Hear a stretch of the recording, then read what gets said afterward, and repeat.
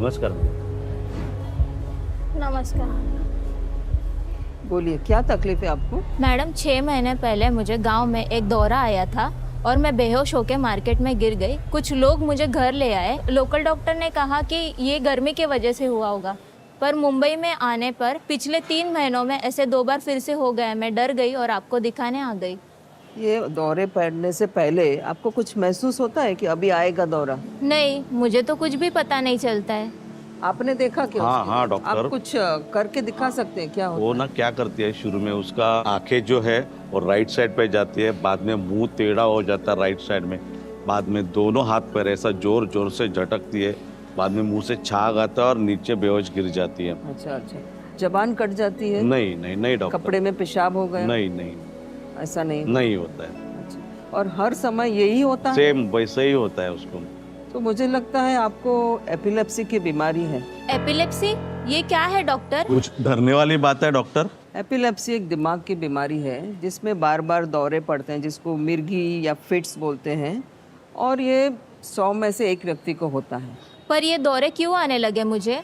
देखिए, इसमें हमारे दिमाग में एक इलेक्ट्रिक करंट यूजुअली रहता है। जब वो अचानक से बढ़ जाता है तब शॉर्ट सर्किट होता है, तब ये मिर्गी के दौरे पड़ते हैं। और उसके दरमियान जब ये बढ़ता है तब आप बेहोश हो सकते हो, या फिर आप आजू बाजू का ध्यान नहीं रहता है, आप कुछ गड़बड़ कर सकते हो, एबनॉर्मल बिहेवियर कर सकते हो। तो ये सब दौरे में हो सकता है। डॉक्टर, मुझे एपिलेप्सी क्यों हुआ है?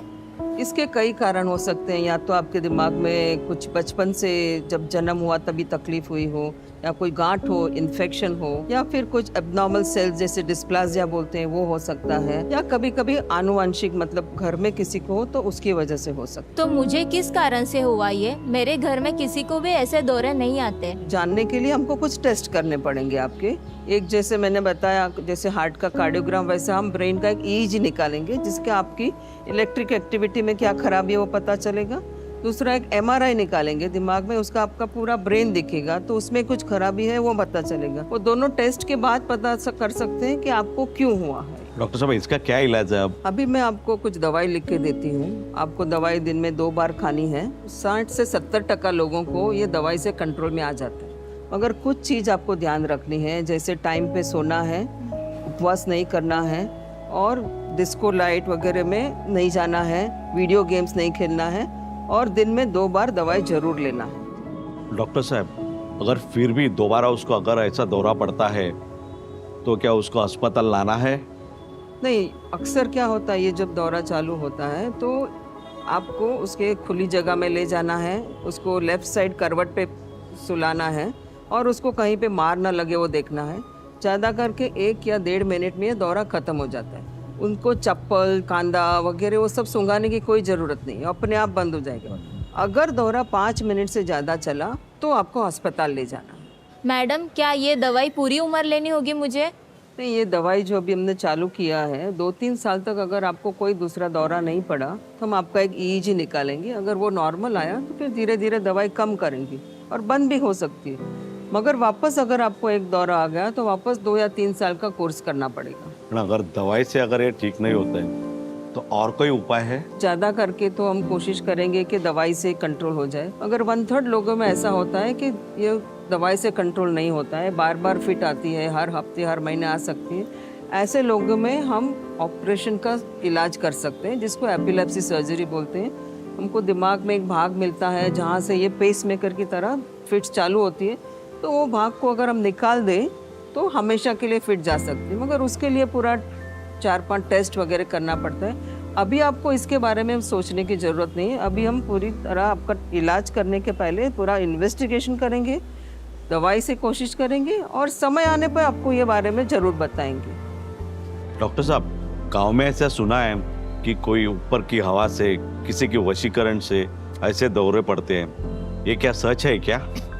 अक्सर एपिलेप्सी के बारे में लोगों में बहुत गलतफहमियां होती हैं। ये वशीकरण नहीं है, ये दिमाग की बीमारी है जिसमें इलेक्ट्रिक शॉर्ट सर्किट की वजह से होती है, और इसमें ये किसी को छूने से, किसी के साथ रहने से ये होती नहीं है। और आगे जाके उसकी शादी, नौकरी, बच्चे, उसमें भी कुछ प्रॉब्लम हो सकता है क्या?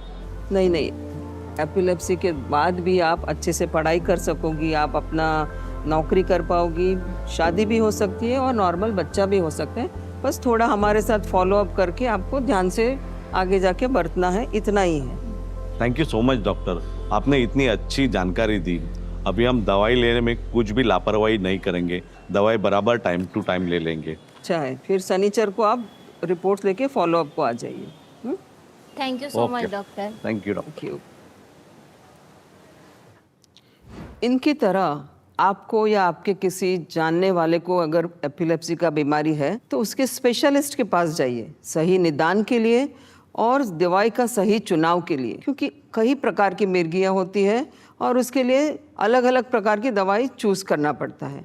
एक जो होती है बच्चों में से पलक झपकते हैं, दिन में 30-40 बार होता है, जिसको एब्सेंट सीजर बोलते हैं। एक है ये मायोक्लोनिक जर्क्स जिसको बोलते हैं, जिसमें हाथ में जर्क आते हैं, हाथ से चीज गिर जाती है।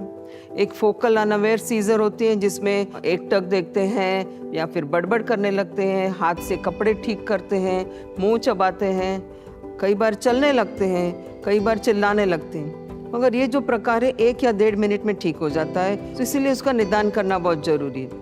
निदान के बाद ज़्यादा करके 60 से 70% लोगों को दवाई से ठीक हो जाता है। मगर जिनको नहीं होता है उनके लिए एपिलेप्सी सर्जरी भी एक ऑप्शन है। हमारे comprehensive epilepsy care centre KEM में हमने बहुत सारे पेशेंट्स का सर्जरी किए हैं और वो आज एक सक्सेसफुल ज़िंदगी जी रहे हैं। सो एपिलेप्सी या मिर्गी होने के बावजूद भी आप नॉर्मल ज़िंदगी जी सकते हैं, पढ़ाई कर सकते हैं, बच्चे हो सकते हैं। सो मैं वही कहना चाहूँगी, एपिलेप्सी का सामना करिए, उसकी परछाइयों से बाहर आइए और आत्मविश्वास के साथ अपनी ज़िंदगी जिए।